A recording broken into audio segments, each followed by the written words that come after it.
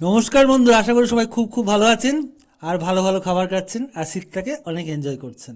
তো আজকে এই শীতের দিনে বিকেলবেলা চলে এসেছিলাম ডিব্রুগড় মার্কেটে, নিউ মার্কেটে, যেখানে ব্রহ্মার পূজার আয়োজন করা হয়েছিল।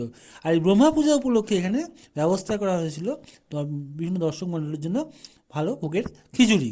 তো আমি সেই খিচুড়ি খেয়েছিলাম আর সেই খিচুড়ি ছিল অসাধারণ অসাধারণ সুন্দর। আর সমস্ত ভক্তদের জন্য এই খিচুড়ির আয়োজন করা হয়েছিল। আর সঙ্গে পুজোর আয়োজন তো ছিলই।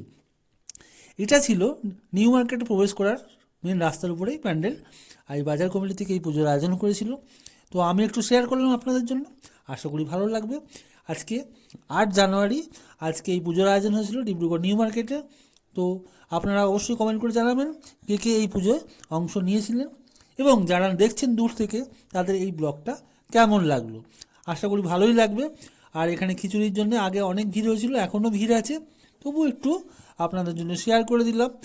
আর এই খিচুড়ি অসাধারণ, পুজোর খিচুড়ি নিয়ে কোনো কথা হয় না, তা সত্ত্বেও বলছি খিচুড়িটা খেয়ে আমার মন প্রাণ ভরে গেছে। আমি 2 বাটি এই খিচুড়ি খেয়েছি।